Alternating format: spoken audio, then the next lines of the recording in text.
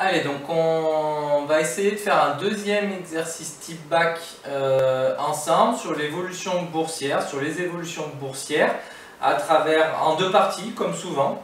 Première partie, je fais des calculs. Deuxième partie, je les exploite. Donc commençons par la première partie, l'étude d'une fonction. Donc on considère la fonction f définie sur l'intervalle qui va de 0 à 1,5 par f de x égale 9x au carré, facteur de 1 moins 2 ln de x plus 10. Donc cette fois-ci une fonction avec le logarithme népérien. La courbe représentative de f est donnée dans le repère ci-dessous. Encore une fois, on vous donne la courbe entre 0 et 1,5. Évidemment, pas défini en 0 parce que vous savez que le logarithme népérien n'est pas défini en 0. Il est défini que pour des nombres strictement positifs. Première question classique, montrer que pour tout nombre réel x de l'intervalle 0, 1,5, f' de x est égal à cette expression. Donc comme souvent, on vous la donne pour que si jamais vous avez des difficultés en ce qui concerne la dérivation, vous puissiez quand même faire la suite de l'exercice. Donc normalement, vous êtes censé savoir dériver ça. Alors déjà, le plus 10, on sait que quand on va le dériver, ça va faire 0. Par contre, attention, piège, pour dériver cette fonction, c'est un terme en x fois un terme en x, donc je suis obligé d'utiliser la dérivée du produit de fonction. Donc la dérivée de u fois v, u'v plus uv'. Donc j'exprime mon u, 9x carré, du coup u' c'est 18x. J'exprime mon v, 1 moins 2 ln de x, donc du coup v', dérivée de 1 c'est 0. Dérivée de moins 2 ln de x, moins 2 fois la dérivée de ln de x, j'espère que vous vous rappelez encore que c'est 1 sur x. Donc, moins 2 sur x. Donc j'ai eu u', v, v', je peux utiliser ma formule du dérivé de produit de fonction, u' fois v plus u fois v'. Et après je calcule, 18x fois 1 ça fait 18x, 18x moins 2 ln de x, ça fait moins 36x ln de x, plus 9x carré fois moins 2 sur x, ça fait moins 18x carré sur x, je simplifie par x, ça fera moins 18x. Et là, encore une fois, coup de bol, mais c'est pas du bol, c'est fait exprès, 18x moins 18x, ça s'annule, finalement il ne reste plus que moins 36x ln de x. Donc vous voyez, cette question elle est juste calculatoire. Il suffit finalement de connaître la formule du dérivé d'un produit de fonction. Donc pensez bien à l'utiliser, essayez d'être bien rigoureux, de poser vos fonctions, de les nommer et de ne pas faire d'erreurs de calcul en développant et en distribuant. Ensuite, deuxième question, étudier le signe de f' de x. Donc il va falloir étudier le signe de ça. Ça c'est le produit de deux fonctions dont le signe est assez simple à étudier. Puisque théoriquement, le signe de moins 36x, je vous rappelle que c'est une fonction affine linéaire. Ça s'annule en 0 et la règle sur les fonctions affines, c'est qu'on met le signe de a en second. Donc le coefficient directeur a ici, c'est moins 36, donc il est négatif. Donc ça, à partir de 0, c'est une fonction négative. Ln de x, fonction de référence à connaître, étudiée cette année, on sait que ça s'annule en 1. Ln de 1 fait 0. C'est négatif entre 0 et 1. C'est positif après. Du coup, je fais le bilan de mon produit. Moins par moins, ça fait plus. 0 fois quelque chose, ça fait 0. Moins par plus, ça fait moins. J'obtiens donc le signe de ma fonction f'. Je peux en déduire, puisque c'est la question 3, les variations de la fonction. Quand ma dérivée est positive, ma fonction est croissante. Quand ma dérivée est négative, ma fonction est décroissante. La fonction n'existe pas en 0, par contre elle existe en 1. Je calcule f de 1, donc attention, f de 1, donc n'allez pas dans f', mais allez bien dans f. Vous remplacez x par 1, vous allez voir que ça fait 19, et vous calculez f de 1,5 qui fait environ 13,8. Donc voilà, ces trois premières questions sont ultra classiques. Théoriquement, il n'y a pas de difficulté majeure. Question suivante. On vous dit, on admet que f seconde de x est la fonction suivante. Étudier la convexité de la fonction f et démontrer que sa courbe représentative admet un point d'inflexion dont on précisera les coordonnées. Alors plusieurs choses dans cette question. Vous êtes censé vous souvenir que pour étudier la convexité, cela revient à vous demander d'étudier le signe de la dérivée seconde. Or, ça tombe bien, on vous donne la dérivée seconde. On aurait pu vous demander de la calculer, parce qu'elle est calculable ici. Hein, vous avez la dérivée là, il faudrait dériver la dérivée, donc il faudrait faire encore du u fois v. Bon, bah là on est sympa avec vous, on vous donne la dérivée seconde.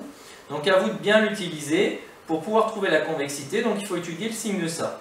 Étudier le signe de cette expression-là, telle qu'elle se présente, c'est pas forcément évident. Je vous conseille, même si c'est faisable, je vous conseille de factoriser par moins 36. Hein, donc vous factorisez par moins 36, ça fait moins 36 facteur de ln de x plus 1. Vous cherchez, donc pour trouver le signe, il faut chercher quand ça s'annule, quand c'est égal à 0. Donc vous posez f seconde de x égale 0, ça fait moins 36 fois ln de x plus 1, donc vous utilisez votre forme factorisée égale à 0. Vous divisez par moins 36, donc il suffit de chercher qu'un ln de x plus 1 égale 0. J'enlève 1, donc c'est-à-dire qu'un ln de x égale moins 1. Et pour enlever le logarithme n'est pas 1, j'utilise la fonction exponentielle. Pour résoudre ce type d'équation, je passe l'exponentielle. Donc x égale e de moins 1. Donc c'est-à-dire que ma dérivée seconde s'annule en e de moins 1. Vu que par ailleurs, ln de x, vu que vous connaissez votre cours, vous savez que c'est une fonction croissante. Ln de x plus 1, ajouter 1, ça ne va pas changer le sens de variation, donc ce sera une fonction croissante aussi. Mais si je multiplie par moins 36, là ça va changer l'ordre, donc ça va changer le sens de variation. Donc ma dérivée seconde est décroissante. Vous avez une fonction, vous savez qu'elle est décroissante, et vous savez quand elle s'annule. Donc vous en déduisez son signe. Hein, vous savez qu'un e de moins 1, ça fait 0, on l'a trouvé ici, et vu que vous savez qu'elle est décroissante, elle sera forcément positive avant, puis négative après. En fait, c'est de la logique. Une fonction qui descend, si vous trouvez quand elle vaut 0, vous connaissez son signe. Elle commence par être positive, elle passe par 0, puis elle devient négative. De ça, vous en déduisez les variations de f', et surtout, vous en déduisez la convexité de la fonction. On sait que quand la dérivée est croissante et que la dérivée seconde est positive, ça signifie que la fonction de base est convexe. Quand la dérivée seconde est négative, la dérivée est décroissante, la fonction est concave. Et vous avez un point d'inflexion là où il y a un changement de convexité. Donc là où je passe de convexe à concave, là où la dérivée seconde s'annule en changeant de signe, ce qui est bien le cas ici. Donc votre point d'inflexion, comme la f seconde s'annule en changeant de signe, il a pour abscisse e de moins 1. Mais faites attention, vous voyez que dans la question, on vous demande non seulement le point d'inflexion, mais on vous demande ses coordonnées. Donc là, on a juste l'abscisse pour l'instant. Si vous voulez l'ordonner, vous calculez f de e de moins 1. Donc vous allez dans la fonction de départ, vous calculez f de e de moins 1, ça fait environ 10,3. Vous obtenez les coordonnées du point d'inflexion de la courbe. Ok ? Ensuite, question 5, grand F est la fonction définie sur l'intervalle qui va de 0 à 1,5 par grand F de x égale cette expression-là. Montrez que grand F est une primitive de la fonction petit f sur 0, 1,5. Donc là, encore une fois, pour démontrer qu'une fonction grand F est la primitive d'une fonction petit f, il faut la dériver. Donc il faut partir de grand F, la dériver et espérer tomber sur petit f. Donc c'est ce que j'ai dû faire dans la correction si tout va bien. Vous partez de grand F et je dérive. Dérivée de 10x, ça vaut 10. Dérivée de 5x au cube, 15x au carré. Et là, je suis obligé encore une fois d'utiliser le produit de fonctions. Donc dérivée de u fois v, ça je vais considérer que c'est u. Donc u', ça sera 6 fois 3x carré, donc 18x carré. U' fois v plus u fois v'. Je vous rappelle que la dérivée de ln de x, c'est 1 sur x. Donc je répète, u', v plus u, v'. Ensuite, je simplifie. Il n'y a pas grand chose à simplifier si ce n'est la dernière partie. 6x au cube fois 1 sur x, ça fait 6x au cube sur x. Je simplifie par x, ça fait 6x au carré. Et enfin, 15x au carré que je simplifie avec moins 6x au carré, il me reste 9x au carré, moins 18x carré plus ln de x, plus 10. Je peux remarquer que les deux premiers termes sont factorisables à la fois par x carré, et c'est aussi des multiples de 9. Donc ils sont factorisables par 9x carré, facteur de 1, moins Bah, par quoi je dois multiplier 9x carré pour avoir 18x carré ln de x? Déjà par 2 pour passer de 9 à 18 et par ln de x pour le faire apparaître. Et là c'est exactement f de x, j'ai dérivé grand F, je suis tombé sur petit f, ça signifie que grand F est la primitive de petit f. Hein. Ensuite, question 6. On vous demande de calculer l'intégrale entre 1 et 1,5 de f de x en détaillant le calcul et en donnant l'arrondi au centième. Donc, qu'est-ce que je dois faire? Je calcule mon intégrale, donc entre 1 et 1,5 de ma fonction. Je sais qu'il faut que je détermine la primitive, mais ça tombe bien, j'ai la primitive avec la question d'avant. Et encore une fois, même si vous avez séché sur la question d'avant, bah vous pouvez quand même utiliser le résultat qui vous est donné pour traiter cette question-là. Donc vous savez que l'intégrale entre 1 et 1,5 de petit f, ça revient à faire la primitive entre 1 et 1,5. Donc grand F entre 1 et 1,5, donc grand F de 1,5 moins grand F de 1. Hein, donc là j'ai écrit ma primitive entre 1 et 1,5. Ici j'ai grand F de 1,5, je vais là-dedans, je remplace x par 1,5 moins grand F de 1. Je fais le calcul. Et j'arrondis à l'aide de la calculatrice au centième comme c'est demandé. J'obtiens donc 8,66. Et donc voilà pour la première partie calculatoire. Maintenant, deuxième partie, utilisation de ces calculs.